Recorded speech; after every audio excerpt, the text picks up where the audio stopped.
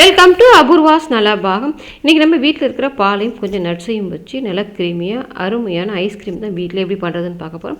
இதுக்கு நம்ம fresh cream எதுவுமே தேவைப்படாது, வீட்டில் இருக்கிற பாலை வச்சே பண்ணிடலாம். இந்த அடிக்கிற வெயிலுக்கு செய்து கொடுத்து பாருங்கள். வாங்க இப்போ எப்படி பண்ணலான்னு பார்க்கலாம். நம்மக்கிட்ட கல்கத்தா இண்டாலியம் கடாய், இண்டாலியத்தில் சப்பாத்தி உருட்டுற மனை, இடி உரல், தோசைக்கல், பொடி உள்ளது பொடி இல்லாதது எல்லாமே நம்ம சேல் பண்ணிகிட்டு இருந்தோம். இப்போ பார்த்தீங்கன்னா அது கூடவே நம்ம ட்ரை ப்ளையில் ஸ்டெயின்லெஸ் ஸ்டீல் ட்ரை ப்ளை கடாயுமே நம்ம சேலுக்கு எடுத்துகிட்டு வந்திருக்கோம், இதுவுமே கொண்டு வந்திருக்கோம். இதை பார்த்தீங்கன்னா நல்லா ஆன்லைனில் விட நம்ம கம்மி விலையில் தான் கொடுக்குறோம். நல்ல குவாலிட்டியான இருக்கும், அதே சமயத்தில் நல்லா ஹெவி வெயிட்டாகவும் இருக்கும். நீங்கள் இதை அடி பிடிக்காது. நீங்கள் இது கேஸ் அடுப்புலையும் சமைக்கலாம், சாண்ட்விச் பாட்டம் இருக்கிறதால நீங்கள் இதை இண்டக்ஷன் அடுப்புலையுமே வச்சு நீங்கள் சமைக்கலாம். உங்களுக்கு இண்டாலியம் கடாய் வேணுமோ இல்லை ட்ரை ப்ளை கடாய் வேணுமோ எது வேணுமோ ஸ்க்ரீனில் நான் கொடுக்குற நம்பருக்கு வாட்ஸ்அப் பண்ணுங்கள், டீட்டெயில் சென்ட் பண்ணுறேன். வேணுன்றவங்க ஆர்டர் பண்ணிவிட்டு அதுக்கு நான் பார்த்தீங்கன்னா ஒரு மிக்சிங் பவுல் வச்சுட்டு அதில் 20 முந்திரி, ஒரு 20-25 பிஸ்தா இருக்கும் எடுத்திருக்கேன். அது கூடவே பாதாம் பார்த்திங்கன்னா லைட்டாக சுடுதண்ணில் ஊற வச்சுட்டு அது மேலே உள்ள தோல் எடுத்துகிட்டு வச்சுருக்கேன். அது ஒரு 25 அளவுக்கு சேர்த்துருக்கேன். கொஞ்சமாக கலருக்காக குங்குமப்பூ, இது ஆப்ஷனல் தான், இது வேண்டான்னா கூட விட்டுடலாம். இதை சேர்த்துட்டு கொஞ்சம் வெதுவெதுப்பான பாலில் ஊற விட்டுருங்க. ஒரு 15 நிமிஷத்துக்கு ஊற விட்டு இல்லைன்னா நைஸாக ஊறி வந்துடும். இது வெதுவெதுப்பான பாலுன்றதுனால அது ஊறிக்கிட்டு இருக்கும்போதே அடுப்பில் ஒரு அடிகனமான கடாயை போட்டுக்கோங்க. கடாயாக இருந்துச்சுன்னா கொஞ்சம் அடியும் பிடிக்காது, அடிகனமாக இருந்துச்சுன்னா அகலமாக இருக்கும்போது நமக்கு பாலுமே சீக்கிரம் வற்றி வந்துடும். இதில் நான் பார்த்தீங்கன்னா 1 லிட்டர் அளவுக்கு பால் சேர்த்துருக்கேன். நீங்கள் உங்கள் தேவைக்கு தகுந்த மாதிரி எடுத்துக்கலாம். இப்போ நான் போட்டிருக்க நட்ஸுமே 1 லிட்டர் பாலுக்கு நீங்கள் 1/2 லிட்டர் பாலில் பண்ணுற மாதிரி இருந்தால் பாதி அளவுக்கு சேர்த்துக்கோங்க, சரியாக இருக்கும். இப்போ இந்த பால் நல்லா கொதி வந்த பிறகு நமக்கு மேலே ஆடப்படியும் அதை நடுவில் எடுத்து விட்டு நீங்கள் பால் நம்ம 1 லிட்டர் சேர்த்தது 1/2 லிட்டர் வர்ற அளவுக்கு கொதிக்க வச்சுக்கணும். இப்போ பார்த்தீங்கன்னா அந்த நட்ஸ் நம்ம ஊற வச்சுருந்து நல்லாவே ஊறி வந்துருச்சு. அந்த நட்ஸை ஃபஸ்ட்டு இதில் சேர்த்துட்டு கொஞ்சமாக பால் சேர்த்து நல்லா நைஸாக அரைச்சிக்கோங்க. முழு பாலையும் சேர்த்தோம்னா சில சமயத்தில் நமக்கு மஞ்சி வராது. இப்போ பார்த்தோன்னா கொஞ்சமாக பால் சேர்த்து நல்லா நைஸாக அரைச்சிருக்கிறேன். இப்போ அதே மிக்சிங் பவுலில் அந்த நட்ஸ் எல்லாம் சேர்த்துட்டு கொஞ்சமாக மிக்ஸி கப் அலசி தண்ணி சேர்த்துருக்கேன். அது கூடவே 2 டேபிள் ஸ்பூன் அளவுக்கு கார்ன்ஃப்ளவர் சேர்த்துக்கோங்க. அப்போ தான் நமக்கு ஐஸ்கிரீம் எல்லாம் ஸ்மூத்தாக கிடைக்கும்.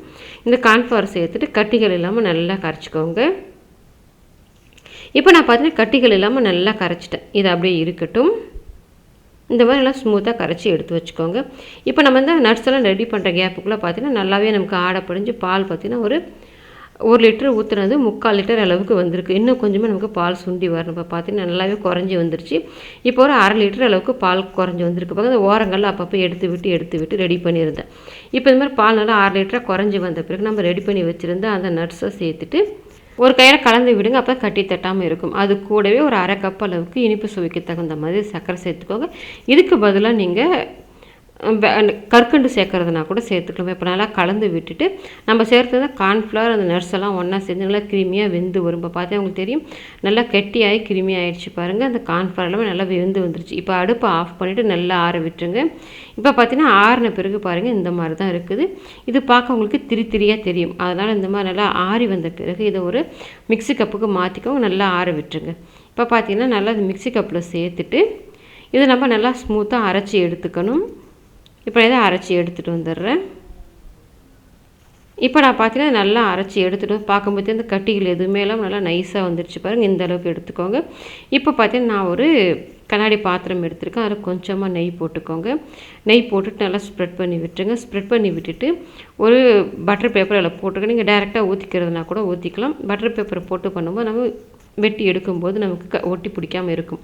அது மேலே கொஞ்சமாக இந்த மாதிரி நம்ம நட்ஸு நான் கட் பண்ணி வச்சுருக்கேன். அதை சேர்த்துட்டு நம்ம அரைச்சி வச்சுருந்த அந்த பாலையும் ஊற்றிட்டு மேலே கொஞ்சம் நட்ஸு தூவி விட்டுக்கோங்க. இது ஆப்ஷனல் தான் நட்ஸ் சேர்க்குறதுலாம். இது பார்க்குறதுக்கு கொஞ்சம் நல்லாயிருக்கும், சாப்பிடும்போது வாயிலையும் கடிபடும். அதனால் சேர்த்துக்க. நீங்கள் வேண்டாம்னா கூட விட்டுடலாம். இப்போ இந்த நட்ஸை உங்கள் தேவைக்கு தகுந்த மாதிரி சேர்த்துட்டு இப்போ இதை மூடி போட்டுட்டு நைட்டு ஃபுல்லாக நம்ம விட்டுணும். குறைஞ்ச ஒரு 8 மணி நேரமாவது ஆகும் நம்ம ஃப்ரீசரில் வச்சு இது செட் பண்ணுறதுக்கு. இப்படி தான் நைட் தான் செஞ்சுருக்கேன். நாளைக்கு மதியம் நீங்கள் எடுத்து பார்த்து நல்லாவே நமக்கு ஃப்ரீஸ் ஆகி கெட்டியாகி வந்திருக்கும். இதை அப்படியே நான் விட்டுறேன். நாளைக்கு மதியம் நான் எடுத்து காமிக்கிறேன். இப்போ நான் பார்த்தீங்கன்னா அடுத்த நாள் மதியம் ஆகிடுச்சு. இப்போ நம்ம இதை எடுத்துக்கலாம். இப்போ பார்த்தீங்கன்னா உங்களுக்கு நல்லா அப்படியே நல்லா செட் ஆகி வந்துருக்குது பாருங்கள்.